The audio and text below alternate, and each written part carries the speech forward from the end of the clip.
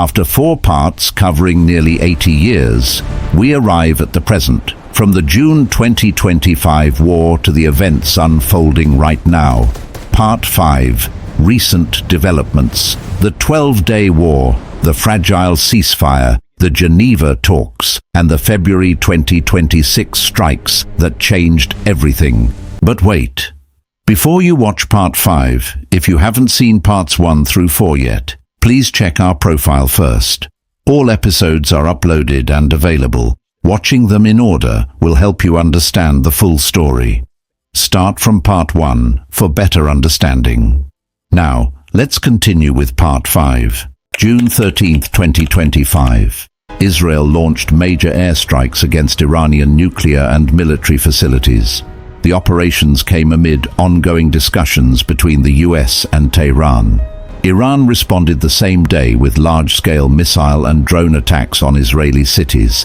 The long-feared direct exchange had begun. On June 22nd, the United States struck Iranian nuclear facilities at Natanz, Fordow, and Isfahan. President Trump claimed the operations degraded Tehran's nuclear program. Iran responded by firing missiles toward Al Udeid Air Base in Qatar, which houses US personnel. The missiles were intercepted and no casualties were reported. After 12 days of fighting, a US-brokered ceasefire took effect. Iran reported at least 610 citizens lost their lives, while Israel reported 28 fatalities on its side. On July 2nd, Iranian President Masoud Pezeshkian signed legislation halting routine cooperation with the International Atomic Energy Agency, restricting inspections of nuclear facilities.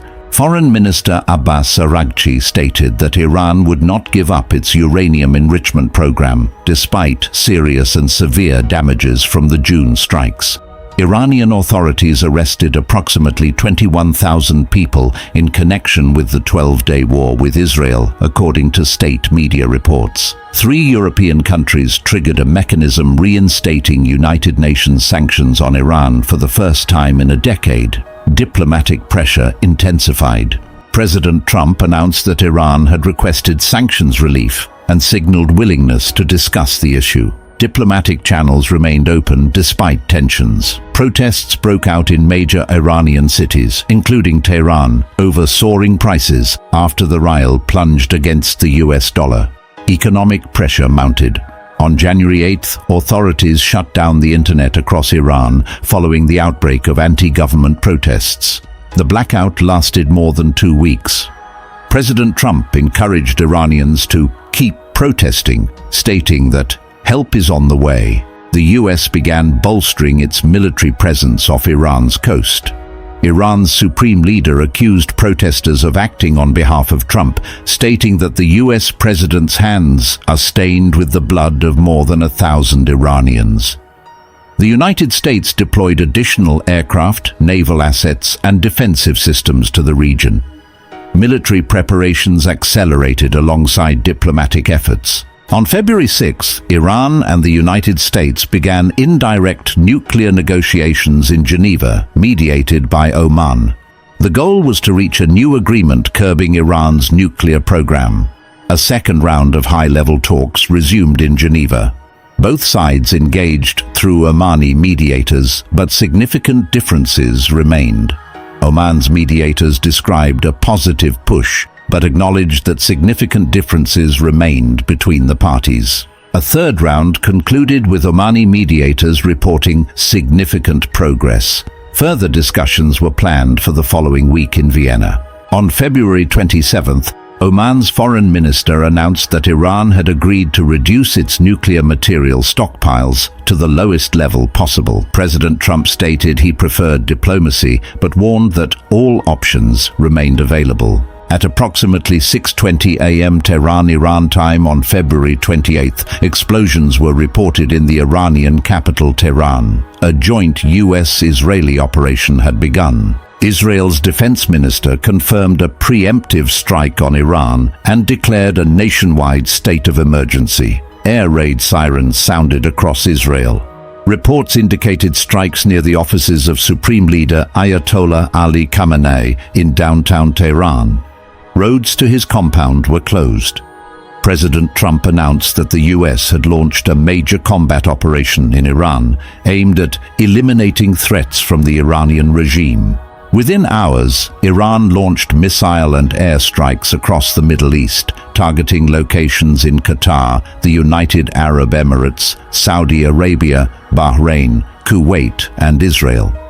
On March 1st, Iranian state media confirmed that Supreme Leader Ayatollah Ali Khamenei had been killed in the strikes. The government declared 40 days of national mourning. Reports indicated that dozens of senior officials were killed, including Defense Minister Aziz Nasirzadeh and IRGC Commander Mohammad Pakpour. Khamenei's daughter and other relatives also died. On March 1st, the Pentagon confirmed that 3 U.S. service members were killed in the operations, the first American fatalities of the conflict. The Assembly of Experts, a group of senior Shiite clerics, declared Khamenei's son, Mojtaba Khamenei, the new supreme leader of Iran. The international community reacted with sharp divisions. Russia and Iran condemned the strikes. Gulf states condemned Iran's retaliation. The UN called for restraint. Oman expressed disappointment that diplomacy had failed. 78 years, from allies in 1948 to enemies in 1979, from shadow war to open confrontation, from nuclear talks to direct strikes. Before we conclude, you should know, this entire series is based entirely on information collected from external sources. Nothing has been added from our own opinions or beliefs. Our information comes from news agencies, academic journals, historical records, and official documents. Every statement in this series can be traced back to these sources. We have not added anything from ourselves, no opinions, no beliefs, no personal interpretations, only what the sources report. There is no intention to expand false information. All sources used in this 5-part series are listed in the description below. You can verify everything yourself. We present the information. You decide what to believe. That is how documentaries should work. This was the 5-part series on Iran, Israel, and the United States. From 1948 to 2026, from allies to enemies, the complete story. After 5 parts and nearly 80 years of history, what questions do you still have? What would you like to understand better? Follow Eco's Off Time for more history mysteries. New stories coming soon. Subscribe so you never miss a chapter. Subscribe, hit the bell, and comment below. After watching all 5 parts, what do you think? What surprised you most? What should we cover next?